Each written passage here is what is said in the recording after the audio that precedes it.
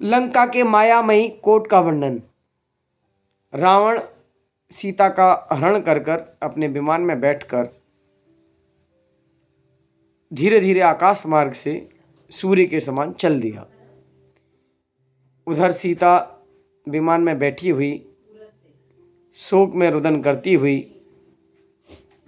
ऐसी सीता जिसका मुख कमल के समान, लेकिन वह अपने हरण को लेकर बड़ी चिंतित, बड़ी दुखी, अपने कमल के समान मुख का जैसे मुरझा हुआ। सीता बड़े ही उदास मन से उस विमान में बैठी हुई विलाप कर रही है। फिर रावण सीता की तरफ देखता है और बड़े ही दीन वचन से, बड़े ही कलुषित मन से, बड़े ही रुदन मन से उस सीता को बोलता है, उस सीता माँ को बोलता है, हे देवी, मैं काम रोग से व्यथित हूँ, काम रोग से घिरा हुआ हूँ। काम के बाणों ने मुझे मार दिया है। तुझे मनुष्य की हत्या का दोष लगेगा। हे सुंदरी, यह तेरा मुख रूपी कमल हर क्षण क्रोध रूप है, फिर भी मनुष्य से अधिक महामनोहर लगता है। एक बार प्रसन्न हो जाइए, एक बार मेरी तरफ दृष्टि कर लीजिए। तेरे नेत्रों की ज्योति रूपी जल से मुझे स्नान करा दीजिए, और जो कृपा दृष्टि से नहीं देखे तो मैं अपने चरण कमल को मेरा मस्तक तोड़ दे। हाय हाय हाय हाय, तेरी क्रीड़ा के वन में अशोक वृक्ष क्यों नहीं हुआ, जो तेरे चरणों की पगतली के घात से अत्यंत प्रशंसा योग मुझे खिलने का अवसर मिलता। अशोक वृक्ष स्त्री के पगतली के घात से फूलता है। हे कुशोदरी, हे कृशोदरी, विमान के शिखर पर बैठकर सब दिशाओं को देख। मैं सूर्य के ऊपर आकाश में आया हूं। मेरु, कुलाचल पर्वत एवं समुद्र सहित पृथ्वी को देख, मानो किसी शिल्पी ने बनाई है। ऐसे वचन रावण ने सीता से कहे। तब वह महासती, वह राम की पत्नी सीता, शील का सुमेरु पट के अंदर से अरुचि के शब्द कहने लगी। हे पापी, हे अधम, दूर हट, मेरे शरीर को स्पर्श मत कर। ऐसे दीनहीन वचन मत बोल। रे पापी, तू अल्प आयु में तेरा नाश होने वाला है, तू कुगति जाने वाला है, तेरा अपयश होगा। हे दुराचारी, तुझे भय नहीं है, पर स्त्री की अभिलाषा से तू महादुख को प्राप्त करेगा। जैसे भस्म में दबी अग्नि पर कोई पैर रखे तो वह जरूर जलता है, ऐसे ही तू इन कर्मों के आधार पर बड़ा पछताएगा, बड़ा दुखी होगा। तू महामाया रूप कीचड़ से लचपच हो रहा है। इस माया कीचड़ से लथपथ है, इस माया रूपी कीचड़ में डूबा हुआ है। तुझे धर्म के उपदेश देना व्यर्थ है, कोई उपयोगी नहीं है। वह धर्म का वचन तेरे लिए हितकारी नहीं हो पा रहा है। जैसे कोई अंधा व्यक्ति के सामने कोई नृत्य करे तो वह नृत्य की कलाकृति, नृत्य का अभिनय उस अंधे व्यक्ति के लिए क्या उपयोग में होता है? क्या वह उस नृत्य की अनुभूति को अपनी चक्षुओं से, अपनी आँखों से अनुभूत कर पाता है? क्या नहीं, नहीं कर पाता है। इसी प्रकार हे पापी, हे अधम, तुझे हितकर वचन कहना मेरे लिए ही अहितकर होगा, जैसे एक अंधे के सामने नृत्य करना। परीक्षा मात्र से ही पापों को बांधकर नरक गति में महाकष्ट को भोगेगा। इस प्रकार कटे वचन सीता ने रावण को कहे। फिर भी वह रावण काम व्यथा से घायल काम रूपी बाणों ने उसके शरीर को व्यथित कर दिया। उसका मन अज्ञानी वह वहां से हटा नहीं। लंका के उद्यान में पहुंचा। खरदूषण के युद्ध में गए शुक, हस्त, प्रस्थादि वे खरदूषण के मरने से पुनः उदास होकर आए, फिर भी रावण किसी भी तरफ नहीं देखता। वह सीता को अनेक कारणों से प्रसन्न करना चाहता है, अनेक युक्तियां सूझता है, अनेक उपाय सूझता है,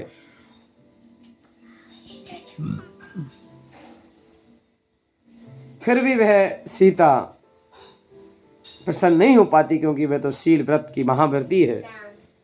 शील का सुमेरु पर्वत जिसका ऐसा मनोस्थिति है, वह कहाँ प्रसन्न होने वाली है पर पुरुष को देखकर। जैसे अग्नि की ज्वालाओं को कोई नहीं पी सकता, जैसे सर्प के मस्तक से मणि को कोई नहीं ले सकता, ऐसे ही सीता के उस शील व्रत को कोई भी डिगा नहीं सकता, उस शील सुमेरु पर्वत को कोई हिला नहीं सकता। पुनः रावण हाथ जोड़ता है, नमस्कार करता है, कई प्रकार के दीनहीन वचन कहता है, अपने आप को असमर्थता महसूस कराता है। फिर भी सीता के जो भी बात कहता है वह सीता के एक वचन भी उसके नहीं सुन पाती है। बहुत सारे मंत्री भी आए, बहुत सारे योद्धा भी आए, अनेक राक्षसों के स्वामी भी आए, लोग भी आए, लेकिन वह सीता जो सुमेरु पर्वत की तरह उसका शील व्रत है वह डिगने वाला नहीं है। अनेक प्रकार के नृत्य हुए, अनेक प्रकार के वादित्र बजने लगे। रावण ने लंका में इंद्र के समान प्रवेश किया और सीता मन में विचार करने लगी, ऐसा राजा मर्यादा से रहित क्रियाएं करता है तो इस पृथ्वी की रक्षा कौन करेगा। जब राजा ही अमर्यादित हो जाएगा तो आम जन की और आम लोगों की सुरक्षा कौन करेगा। जब इस तरह की उच्चेष्टाएं वहाँ के राजा करेंगे, यह अनीति अधम। वह मन में सोचने लगी कि जब पृथ्वी की रक्षा, जब वहाँ के राजा ही इस तरह से करते हैं तो पृथ्वी की रक्षा कौन करेगा। जब तक मेरे स्वामी रामचंद्र जी की कुशल मंगल की बात मैं नहीं सुनूं, तब तक मेरे चारों प्रकार के आहार का त्याग है। सीता प्रण लेकर बैठ गई और सीता के मन में बड़ी ही व्याकुलता अपने रामचंद्र जी से मिलने की, और उन्होंने जब तक उनकी कुशल क्षेम के समाचार नहीं मिले, जब तक चारों प्रकार के आहार पानी का त्याग कर दिया। रावण देवारण्य नाम के उपवन में सीता को रखकर अपने राजभवन में गया। वह वन कैसा है, स्वर्ग के समान बड़ा सुंदर। कल्प वृक्ष रूप राजभवन में उस समय खरदूषण की मृत्यु के समाचार आए। तब महाशोक से रावण की 18,000 रानी ऊंचे शब्दों में कहकर रोने लगी और चंद्रनखा रावण की गोद में लोटपोट होकर बड़ी ही रुदन करने लगी। चंद्रनखा जो कि रावण की बहन और उनके पति खरदूषण की मृत्यु लक्ष्मण के साथ युद्ध में हो गई, तो वह उनकी बहन अर्थात रावण की बहन चंद्रनखा अपने भाई के गोद में लोटपोट होकर बड़ा ही रुदन करने लगी। अपने पति की मृत्यु को सुनकर बड़े ही विलाप करने लगी और कहने लगी, मैं अभागिन, हाय हाय, मेरा पति मर गया, मेरा बेटा मर गया। बड़े आंसुओं के साथ वह रोने लगी। आंसुओं के झरने बहने लगे। पति और पुत्र दोनों के मरण से शोक रूपी अग्नि में जल रही है उसका हृदय। चंद्रनखा को देखकर रावण का हृदय बड़ा ही कोपित हुआ, बड़ा ही शोकमग्न हुआ और कहने लगा, हे बालिके, रोने से क्या इस संसार में के चरित्र को तुम नहीं जानती। बिना काल से कोई ब्रज भी नहीं मार सकता। जब मृत्यु आती है तो वह सहज ही मर जाता है। जहाँ कहाँ वह भूमि गोचरी रंग और कहाँ तेरा पति विद्याधर, दैत्यों का अधिपति खरदूषण, जो कि उन भूमि गोचरियों के द्वारा मृत्यु को प्राप्त हुआ है, वे कैसे मार सकते हैं? यह उनके समर्थता नहीं है, उनकी काली थी, उनकी मृत्यु थी, जिससे तेरे पति और पुत्र मरे हैं। जरूर जिन्होंने भी तेरे पति और पुत्र को मारा, मैं उनसे बदला लूंगा और उसे भी मैं मारूंगा। इस प्रकार बहन को, अपनी बहन चंद्रनखा को वह दिलासा देकर उसने कहा, अब तुम भगवान की पूजा अर्चना कर श्राविका के व्रत पाल। चंद्रनखा को ऐसा कहकर रावण अपने महल में गया और सर्प समान श्वास लेता हुआ सेज पर गिर पड़ा। वहां पर उनकी पटरानी मंदोदरी आकर पति को व्याकुल होकर देख कहने लगी, हे नाथ, आप खरदूषण, जो कि आपकी बहन के पति हैं, आप उनके मरने से बड़े चिंतित हैं। आपके लिए यह बात उचित नहीं है। जो सूरवीर होते हैं, पराक्रमी होते हैं, कितना भी महादुख आ जाए, कैसा भी कष्ट आ जाए, वो विषाद को प्राप्त नहीं होते हैं, अपितु सहज भाव से उसको स्वीकार करते हैं। आप वीर हैं, अधीर हैं, क्षत्रिय हैं। आपके कुल में, परिवार में आपके अनेक मित्र हैं। आपने देखा कि रण संग्राम में, युद्ध में अनेक लोग अपनी मौत से, अपने युद्ध में युद्ध करते करते अपनी पराजय स्वीकार नहीं करते हैं और अंत में मृत्यु को भी प्राप्त कर लेते हैं। तो अभी आपने किसी का शोक नहीं किया, अब आप खरदूषण के मृत्यु पर इतना शोक क्यों कर रही हैं? पहले इंद्र के संग्राम में आप चाचा श्रीमाली मरण को प्राप्त हुआ, अनेक बंधु रण में मारे गए, फिर भी किसी को शोक नहीं हुआ, तो आज आपको इतना आर्तधान क्यों हो रहा है, जो हमने पहले कभी नहीं देखा? तब रावण बोला, हे सुंदरी, सुन, मेरे मन की बात सुन। तू मेरे प्राणों की स्वामिनी है और हमेशा मेरी इच्छा पूर्ण करती है। अगर तू मेरा जीवन चाहती है, क्रोध मत कर, मैं जैसा कहूँ वैसा कर। सब वस्तुओं का मूल प्राण है। तो मंदोदरी ने कहा कि आप जैसा कहेंगे स्वामी, मैं वैसा ही करती हूँ। तब रावण बड़ा दुखी होता है, बड़े करुणारूपी शब्दों में अपनी पटरानी मंदोदरी से कहता है, हे प्रिय, हे मंदोदरी, एक सीता जो कि बड़ी रूपवती है, बड़ी रूपवान है, इस पूरे संसार में, इस पूरी सृष्टियों में ऐसी स्त्री कोई भी नहीं है और वह मुझे नहीं चाहती है। तो मेरा ये जीवन व्यर्थ है, मेरा जीवन धिक्कार है। मैं 3 खंड का अर्धचक्री, 3 खंड का स्वामी, मेरे 3 खंड के राज्य, रूप, बल, अगर वह सीता मुझे नहीं चाहती है तो मेरा ये कोई भी काम का नहीं है। मेरा यह जीवन, ये 3 खंड का राज्य तभी सफल होगा जब वह मुझे चाहने लगे।